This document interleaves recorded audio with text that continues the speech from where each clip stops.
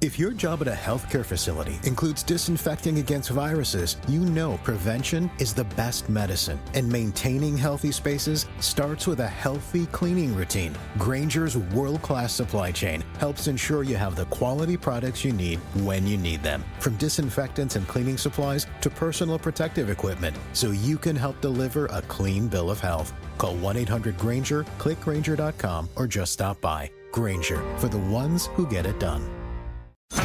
This is Money Moves on VSiN, the Sports Betting Network.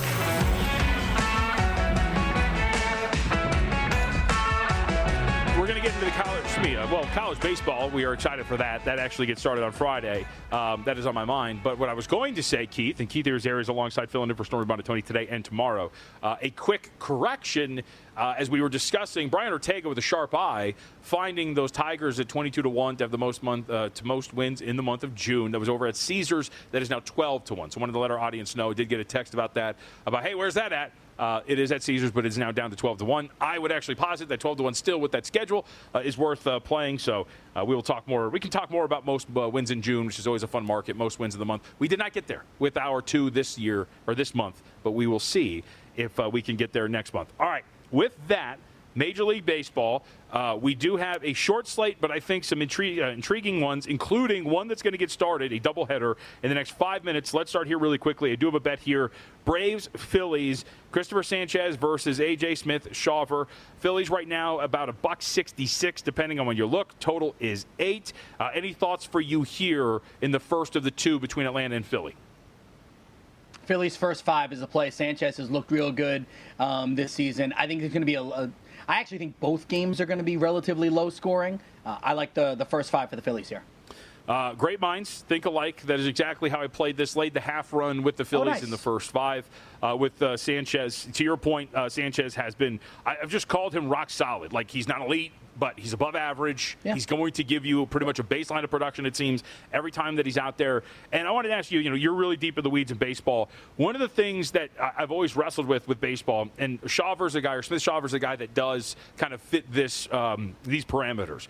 If you look at his numbers overall, 3.67 ERA, 3.55 fielding independent, generally pretty solid. But Savant numbers don't really like him. His expected ERA is well over 5. It's like 5.6. And if you look at some of the other things, like the walk rate's pretty high, really high in terms of barrel rate and hard hit rate.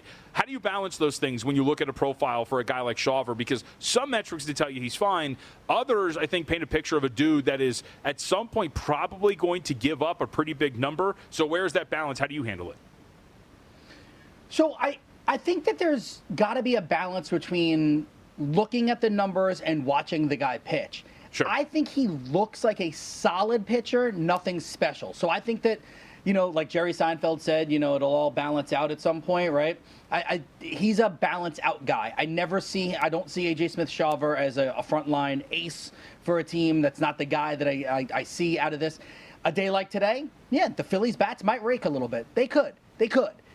Depends on which AJ you get right now. But that's kind of how I view it right now. I don't necessarily go purely on analytics on a guy like him, at least. All right. And this series should be fun, or at least this set today should be fun. And again, his last start, he actually did get knocked around at Washington. 3 innings pitched, 8 hits, 3 walks, 7 earned.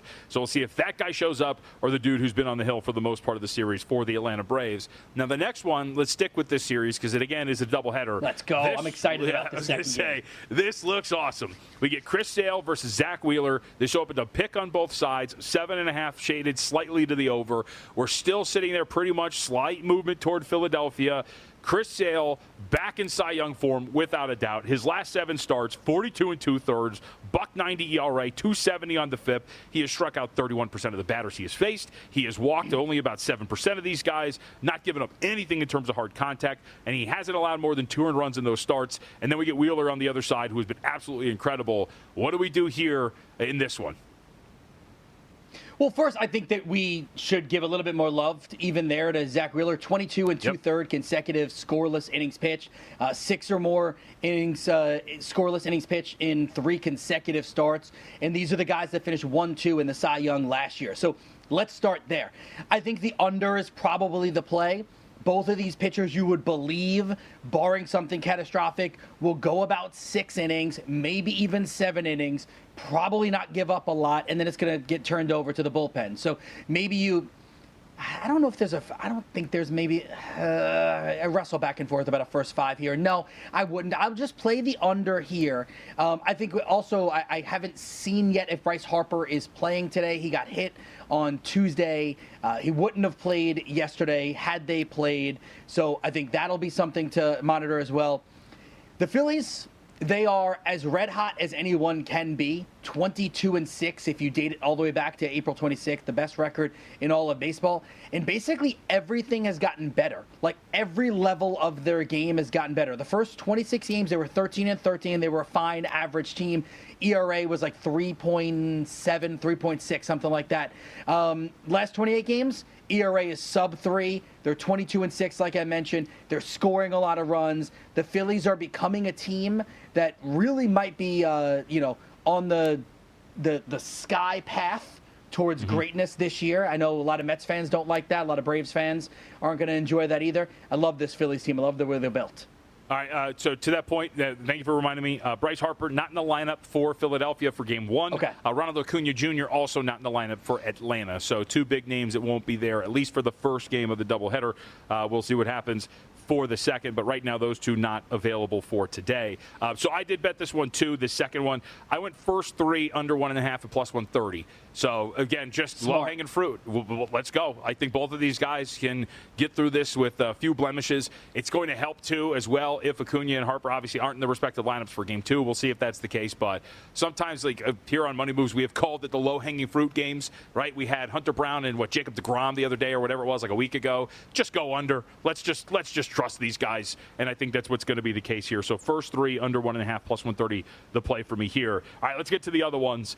Sacramento on the road against Toronto. We get Jacob Lopez versus Jose Barrios. Lopez, 3rd straight start. A very small sample size to go on even throughout his career. On paper, I don't really love like a 90-mile-an-hour fastball, and I feel like maybe the guy can probably get toasted at some point. Can the Blue Jays do it, and do you trust Barrios to pitch well enough to allow the Blue Jays to do it? I never trust Jose Barrios at all. I know they win his games. He's nothing special typically. Right. But the last 5 outings, 3-0, 2.56. So, I just wonder if he'll regress to the means. I don't love him. All right. What I do love in this one, and let's go player prop, Vladimir Guerrero Jr., his hard hit rate is soaring, sky high. So I was looking at this. Last 9 games, his hard hit rate is 58.1%. So when he hits the ball, it is going. 2 or more bases, 3 of his last 5 games. So we're going to go over on the total bases, minus 105, which is a very good number. He's batting .333 against lefties. So let's assume he gets 2 at-bats against Lopez because, Lopez did go 7 innings in his last start. Then you're feeling good about that. During this on-base streak, by the way, too, which is now reaching 28 games. I believe that's the highest in Major League Baseball. He's hitting home runs. He's got 5 of those. He's scoring runs. He's got 21 of those, and he's batting .288. So if you don't love the total bases, you could go hits, runs, RBIs if you want.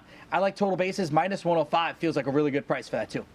All right, I like it. I saw that in the rundown. I was like, you know what? That makes some sense. I can't wait to hear the logic behind it, and I do like it. We should also note, I asked you if you trust Barrios. Market does, because this opened 142 in some spots. We're upwards of minus 166 right now in favor of Toronto, so about a 20-cent move, depending on where you shop for your openers on the Toronto Blue Jays. All right, next up, Shane Baz gets the start for the Tampa Bay Rays. Ryan Gusto will get the start for the Houston Astros. On paper, this seems like a matchup of 2 pitchers who are not really trustworthy. Market really hasn't budged at this point. Astros on the overnight, minus 120, 8 shaded slightly over. Right now, minus 115, minus 120. Favor the Astros with an 8 now showing at over minus 120. So maybe a couple spots starting to peak at 8.5, but really for the most part, right where we started. Any real angle for you here for Rays Astros, be it side total or player prop?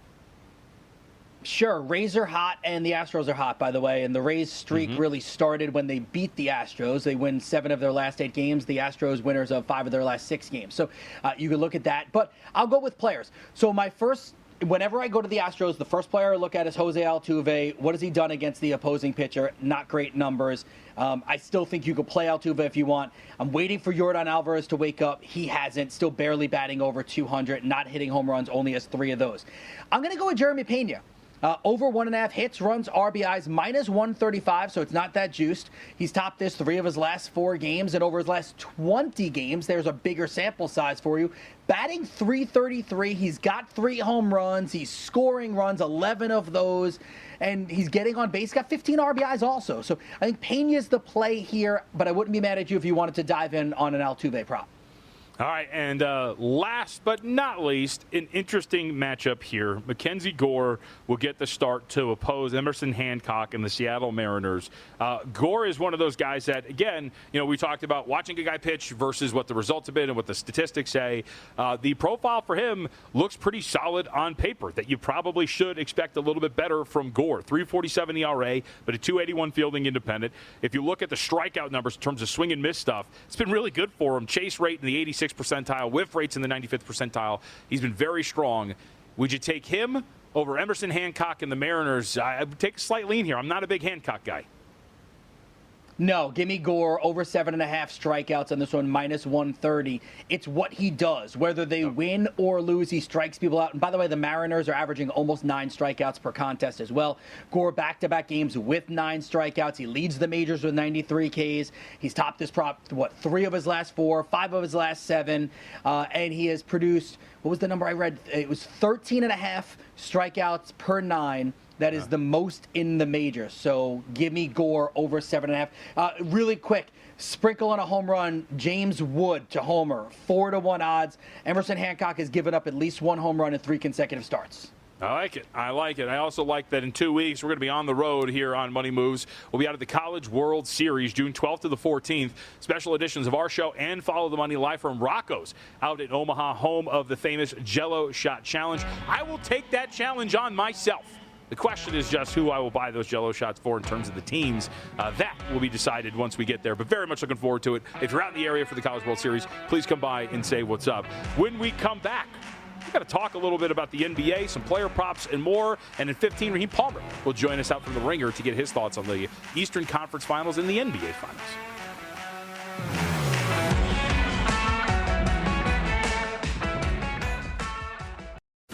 If you work in quality control at a candy factory, you know strict safety regulations come with the job. It's why you partner with Grainger. Grainger helps you find the high-quality and compliant products your business needs to inspect, detect, and help correct issues. And the sweetest part is, everyone gets a product that's as safe to eat as it is delicious. Call 1-800-GRAINGER, click Grainger.com, or just stop by. Grainger, for the ones who get it done.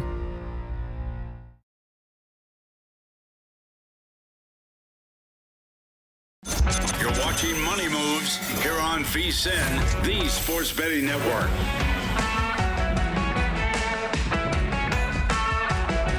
It's a great time of year. It's summer. Very excited.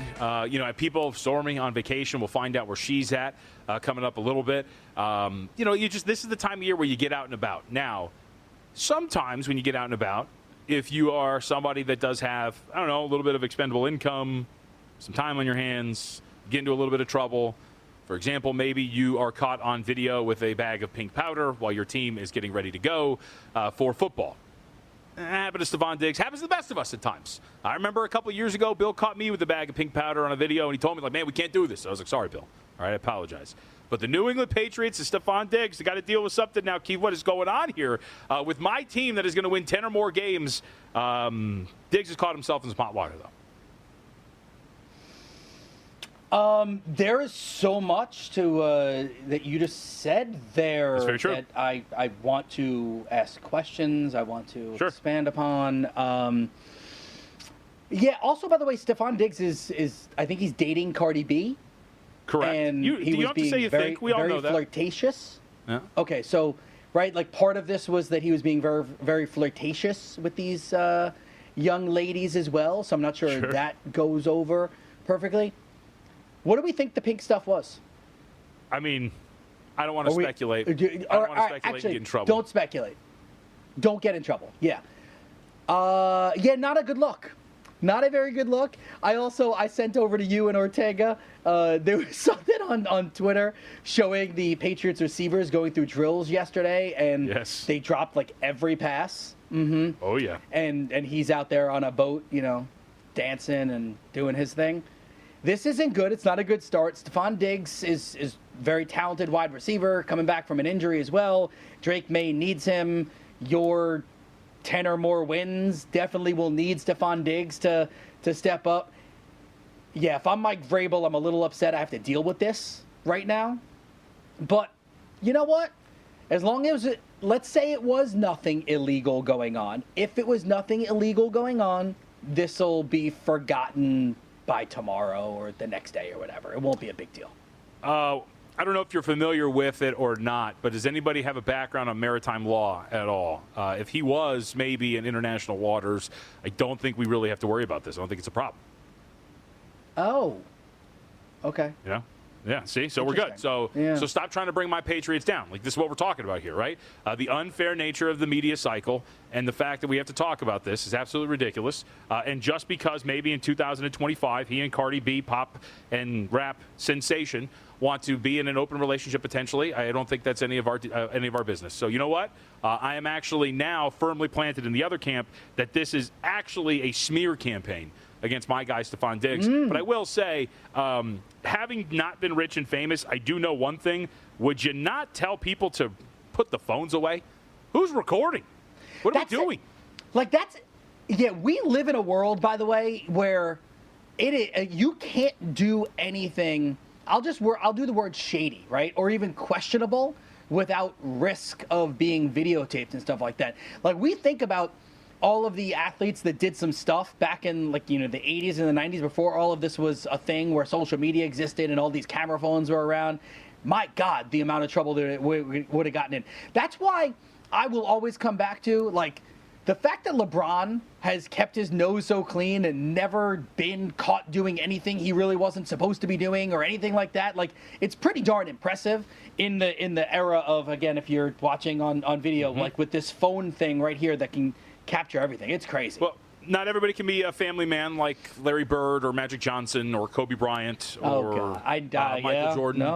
Nobody can do that, right? Not everybody can be like that with so much attention on them. Not many people can be like Shai Gilgeous-Alexander.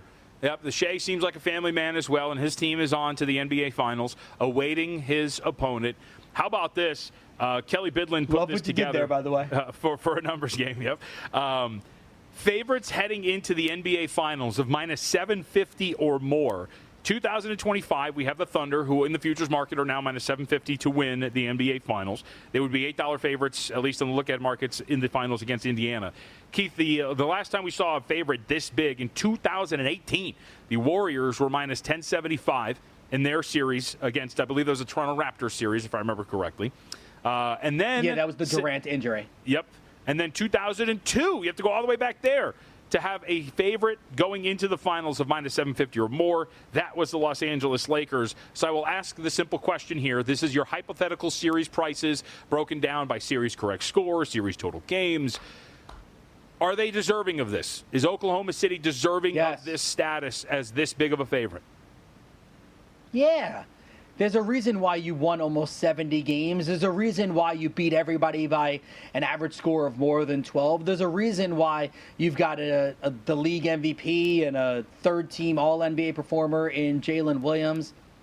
They are the best team in basketball.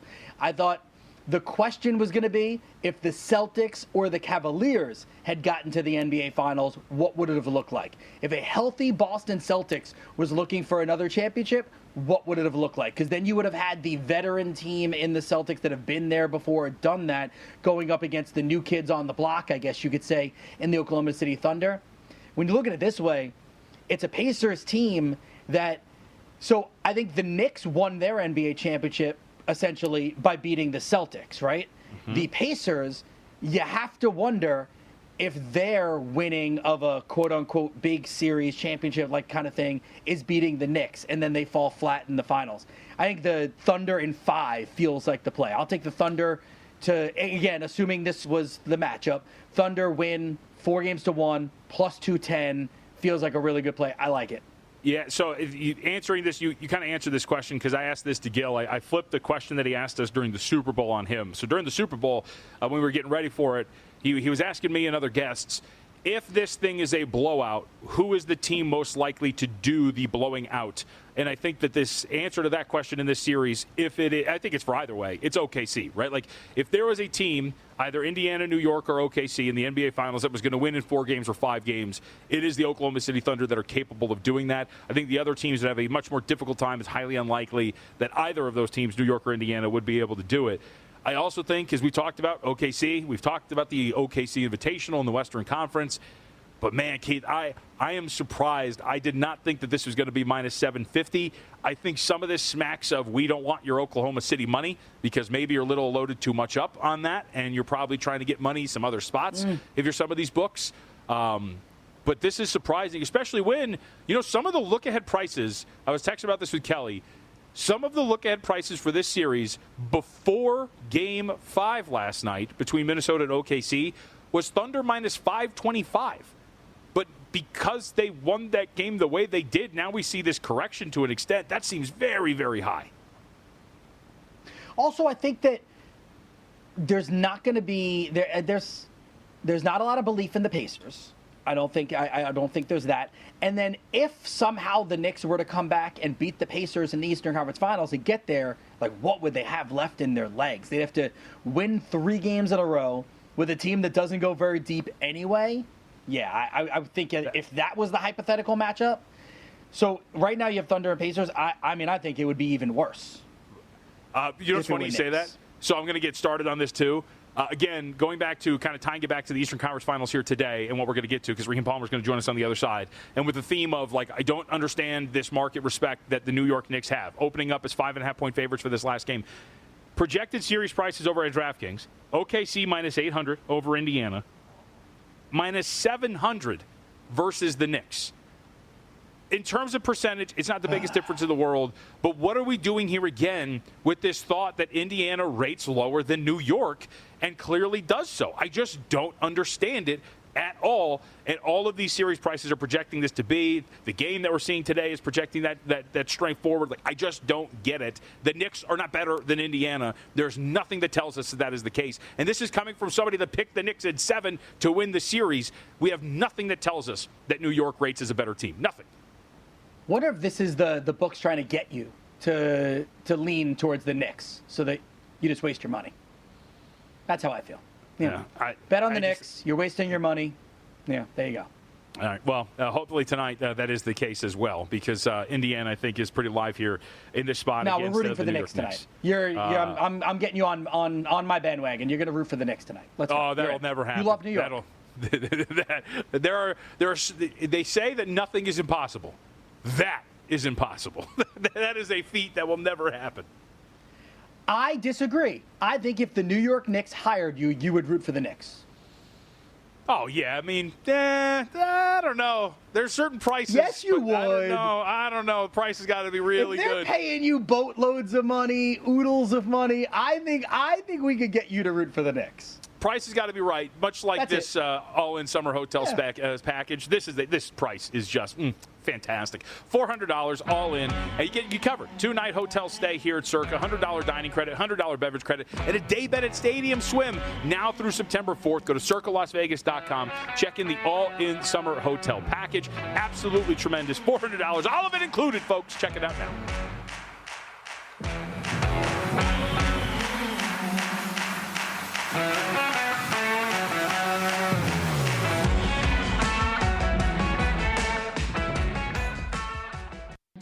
You're watching Money Moves here on VSiN, the Sports Betting Network. The Eastern Conference Finals approaches in a few hours. We still got some time, so let's get ready for it. Now let's look ahead to the NBA Finals as well. Raheem Palmer, nice enough to give us some time here today. Ringer is where you can find the work. I am Rostradamus up on X. Raheem, it's always good to talk to you, buddy. I want to start with these Pacers, Knicks, and what we're going to see today. So I want to ask this question for you because I've been making this case, and I don't understand it. It seemed that after Game 2, the market for some reason upgraded New York. Part of it was zigzag, other things, but it's been too high, and I think we're still seeing swing this a little bit here. I think this number tells me that the Knicks are a slightly better team, and I have no evidence to that case. Would you agree with that sentiment? I totally agree. And I think they're pricing in desperation way too much. It just doesn't make any sense to me. When I look at my model, I have the Knicks minus 1.52. So I can't get to this number at all. I actually grabbed the plus 5.5 when it opened on FanDuel Sportsbook right away. And then you look at the fact that Karl Anthony Towns got banged up in the last game, and I knew that this number would close lower. So this number is all the way down to 4 at this point in time. So I felt like I got a good price. I think you had a great price there. Listen, I'm in New York, and JVT's been messing with me a little bit because I did grow up a Knicks fan. I'm not throwing remote controls when they lose or not.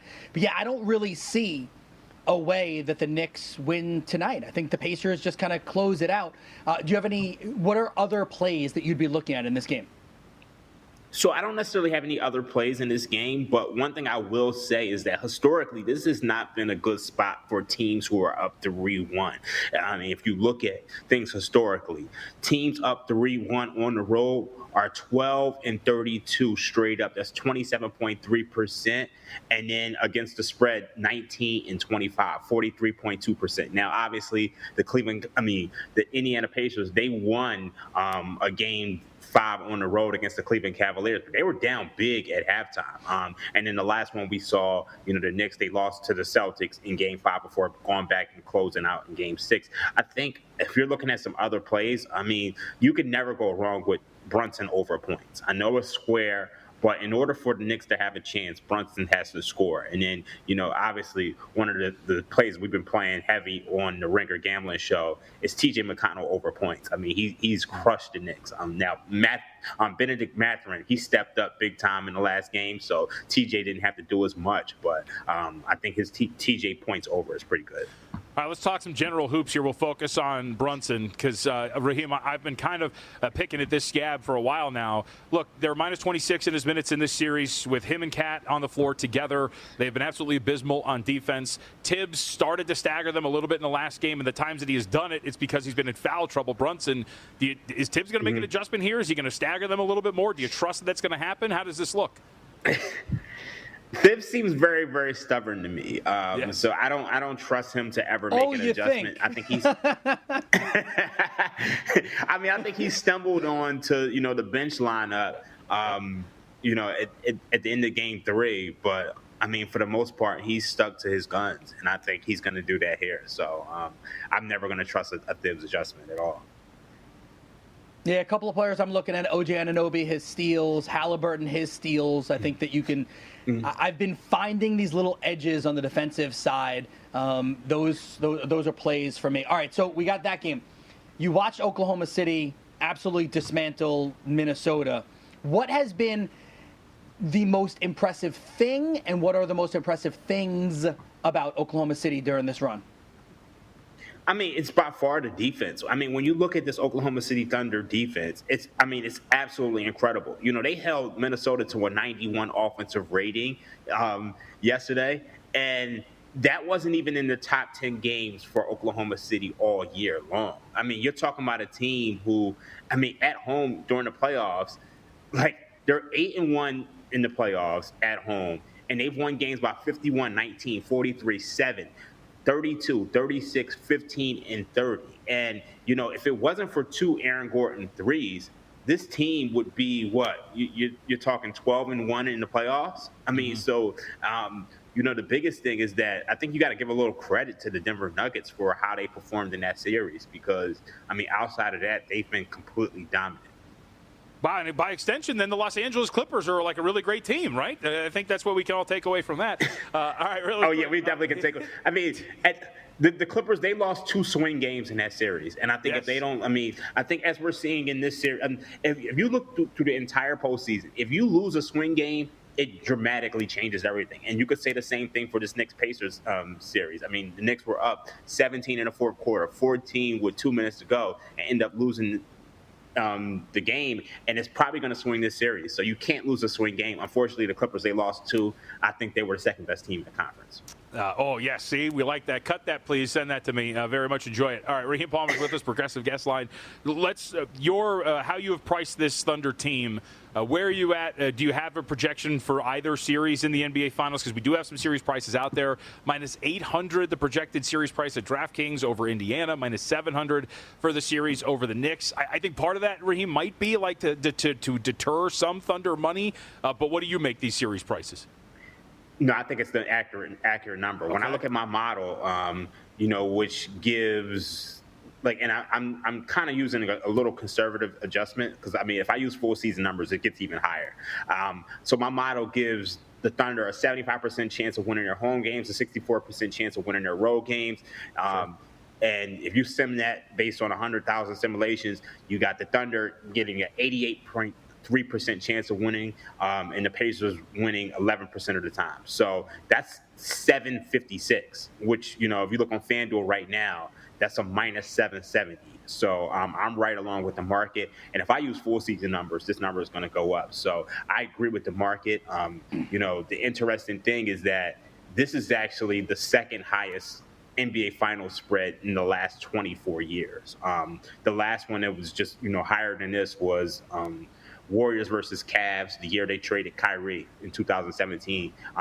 I think that spread was, the series odds was minus 1,075. You got to go back to the Lakers, the Kobe Shaq Lakers to find a spread as high as this. So I think this is priced properly. One of the things that you could do right now, if you think Indiana is going to win this series, they're actually offering a discount right now. I think you could have gotten, in fact, I don't know if it's still up, but, as of last night, you could have gotten Oklahoma City to beat Indiana in the finals, minus 330 or minus 300 or so. Mm-hmm. So, Raheem, all right, so let's go under the assumption that the Pacers do win, whether it's tonight, tomorrow, the Game 6, whatever it is. They win the series, and they're in the finals against Oklahoma City. Clearly, a lot of what you just said there and JVT laid out is not bettable. So how would you bet that series then? I think this is tough. I'm not really showing an edge on anything. I think I probably would go. I was leaning OKC in 5. Just to interrupt you for a second, I was leaning OKC in 5. I thought that was a decent play. I think it's a decent play, but as we know, Oklahoma City has struggled in their road games. So I think this is a thing that I would rather go game by game right now. I'm just not showing any edge on the model. You look at OKC in 5. What does that pay? Plus 210. Plus 210. I'm not crazy about it. I definitely think it's possible.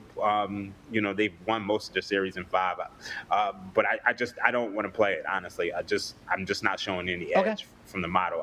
I think I'm probably going to play Oklahoma City game 1.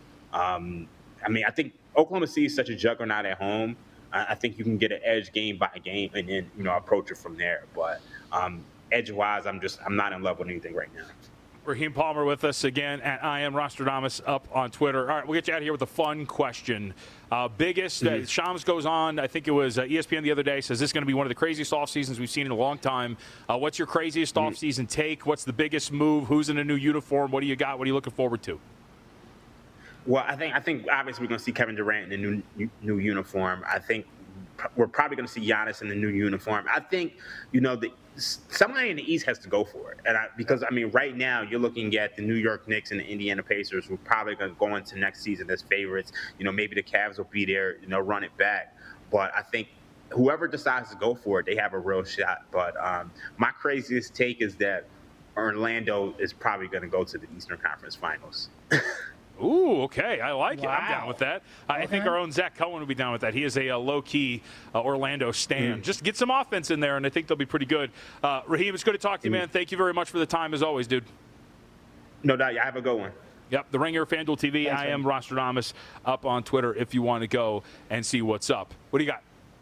Speaking of Orlando, by the way, if you go to their basketball games, they have the best tacos inside an arena I've ever eaten. Okay, well, I'm going to put that on the list because I might actually be in Florida next summer, so that's going to be something worth noting. And maybe they'll just have something where I can go and visit, or maybe they'll be in the Eastern Conference Finals, and if I'm there in the summer, I can go check it out. We also have to talk about ballpark food at some point. Remember, folks, vsin.com/subscribe. $1.99 promo code is PRO. You get the daily best bets emailed to you, the betting splits from Circa and DraftKings, access to the VSiN Watch app. I use it every single day, and our upcoming NFL betting guide. Go to vsin.com/subscribe. Use the promo code PRO to get access.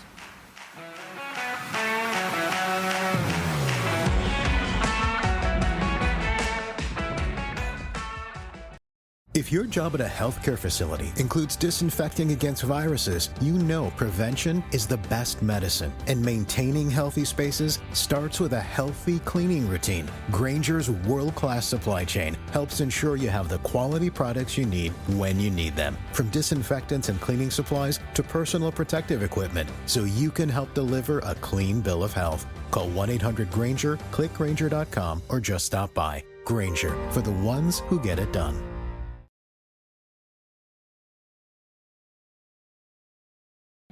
You're watching Money Moves here on VSiN, the Sports Betting Network. Folks, if you like what you listen to and you'll like it more on Monday because Stormy Buonantony is set to return, we do have our own podcast feed. You can check that out wherever you get your podcasts as well, Apple, Spotify, and more. So check out and search Money Moves. Like, rate, review, and subscribe. What's up? You know, it's been 2 shows together.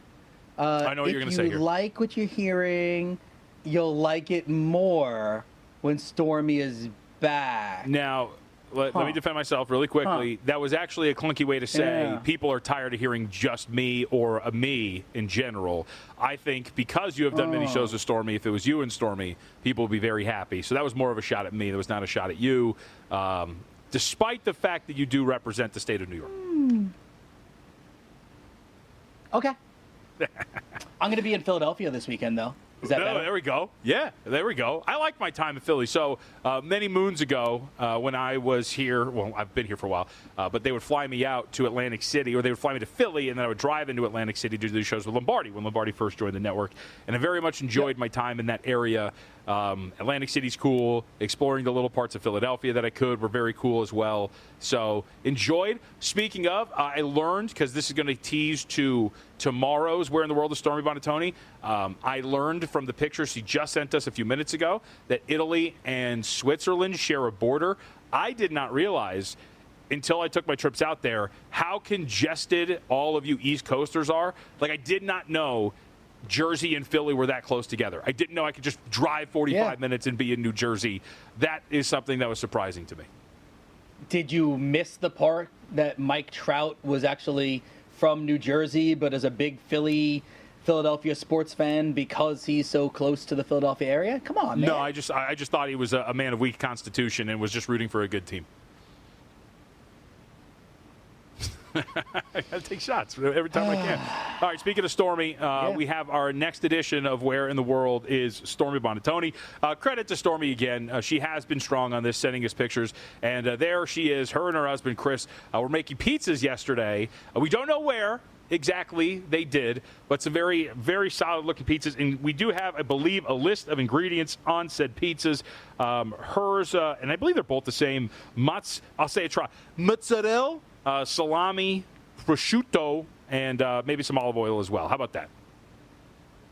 Wow. I like the prosciutto. I go with the prosciutto. Oh, okay. All right. That's how you say it properly. I tried to accent it even more. That's very true. I'm not going to step into that landmine. We will hear from Stormy tomorrow, and I will say it's a surprise. It's a very good surprise at that. All right. We do have a little bit more to get to, so let's get to Best Bets, brought to you by G-Bank, the official bank of VSiN. And as part of this cool thing we're doing with G-Bank, as well as First Bet, we have a trifecta going for you as we present our Best Bets. All you need to do is open a G-Bank Visa Signature credit card. First 90 days, deposit and play through $1,000 at First Bet. You get the $500 trifecta. You're going to receive $200 in cashback rewards on your G-Bank Visa Signature credit card. First Bet's going to give you a $100 deposit match, and then VSiN completes it with a free VSiN Pro subscription subscription through August 31st, $200 value. It's a $500 trifecta from GBank, FirstBet, and VSiN. Head to VSiN.com/GBank. That is VSiN.com/GBank. One-time promotion limited to customers opening a new account. In response to this offer, will not apply to requests to convert existing accounts. Apply today. Terms and conditions do apply. All right, best bets. Let's start in the NBA. You got anything for us here, Keith? I have a few, and I hinted at one of them. OG Anunoby, we're going to go 2 or more steals in the game. Plus 108 is where I locked it in. 2 or more steals in 3 of his last 4 games. And I call this a wash, rinse, repeat. It just feels like this is a good play that has worked throughout this postseason. Let me add in 2 more basketball ones that I didn't get to earlier in the show. So I'll add these into our best bets, and you guys out there can do with them as you will. I like Halliburton to get 2 or more steals. The great value at almost plus 140. 2 or more steals in 3 consecutive games. In fact, it's 2, it's 3, it's 4. So in a game where both of these teams, the Pacers want to speed things up, there can be turnovers. The Knicks seemingly don't want to adjust and just want to run anyway. They're turning the ball over. I feel like Halliburton can almost, as I would call it, accidentally get 2 steals. So we'll go there. And I'll give you one more basketball play. We're going to go back to the well again with Halliburton. He's going to get a double-double. Minus 115, not a bad price. He's done this in 3 of his last 4 games. If you wanted to, if you think he goes back-to-back, 19-1 for a triple-double would be a very small sprinkle. I would, if you want to diversify a little bit, but double-double minus 115, I like that play a lot. All right, down with it. I will say, player prop-wise, something we haven't really hit on a ton, Mitchell Robinson. So yesterday went with the center angle in terms of playing Isaiah Hartenstein under the points and rebounds. Just didn't think he really had a spot in the series anymore. That ends up getting there. I'm going to take the same angle here. We saw Robinson's minutes really go down in that last game. In that game itself, Keith, they were outscored by 20 points in his minutes on the floor. The new starting lineup actually has been abysmal over the 2 games in terms of what they've been doing and what they've been outscored by, net rating, defensive rating, since they have adjusted to it.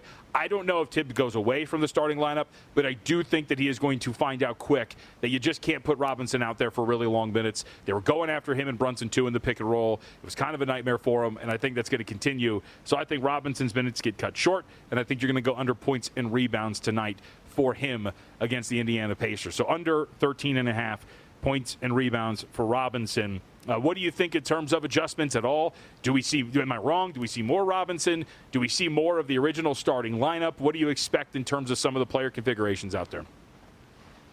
I'm going to hit you with a dude I don't know. Yeah.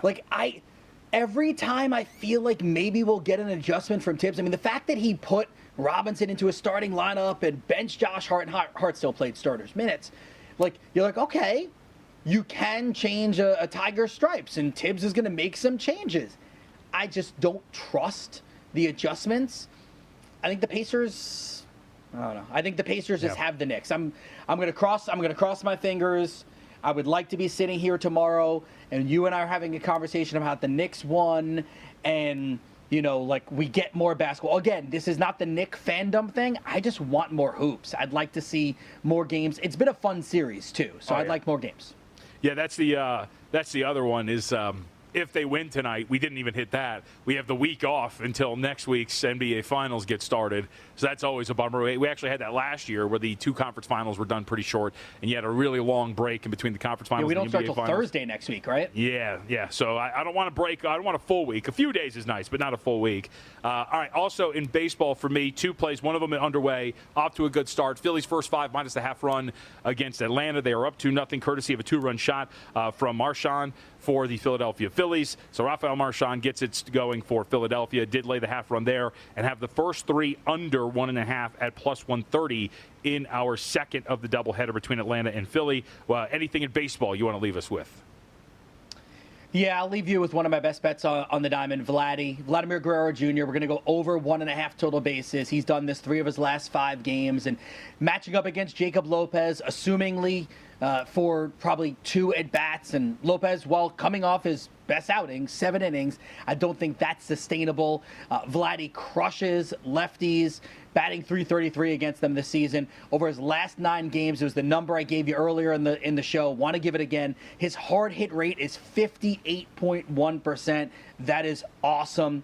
Vladdy is the guy to attack tonight. We're going to go over 1.5 total bases. You could put a sprinkle on a home run if you want. You could look at the hits, runs, RBIs if you want to be a little bit safer. Maybe total bases. That's my play.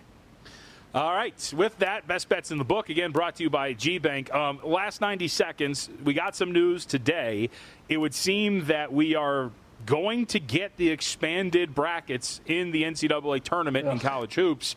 And as soon as next year, NCAA President Charlie Baker said that he sees value in expanding the NCAA tournament and hopes to reach a decision in the next few months to get it going as soon as 2026. Remember, in 2011, we saw the expansion from 65 to 68 teams. Now we could get to about 72 or 76. You uttered in disgust. You are not a fan of this idea. I don't want to sound like the old guy shouting and saying, I don't want change. This is a money grab. That's what this feels like. Let me just get more TV revenue. Let me get more. Why do we need to keep adding more teams? Come on. It's enough already. Yeah, I mean, that's generally what everything is. That's why we saw what's our guy in the SEC, Sankey, trying to go against the world the other day. Yeah, Greg Sankey with the, hey, we're giving stuff up if we go to 4 auto bids here. No, you're not. Be quiet. We all know what's going on here. They don't really care about, it's not about athletics or anything like that anymore. It's about making money. Look, more basketball, I guess more for us to bet on, more first 4-ish games or whatever you're going to call it. But I'm with you. Generally, I'm going to assume that any of the teams added are not going to have a realistic shot at winning a championship. But, hey, prove me wrong. Keith, it was a great show, and it's only going to get better as Stormy comes back because that's less me. That's all that I meant. Yeah, okay. Go New York. All right, coming up next, prop points. Say it, JVT. 2 o'clock.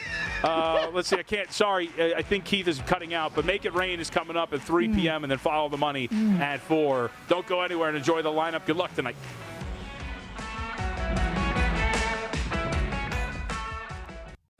If you work in quality control at a candy factory, you know strict safety regulations come with the job.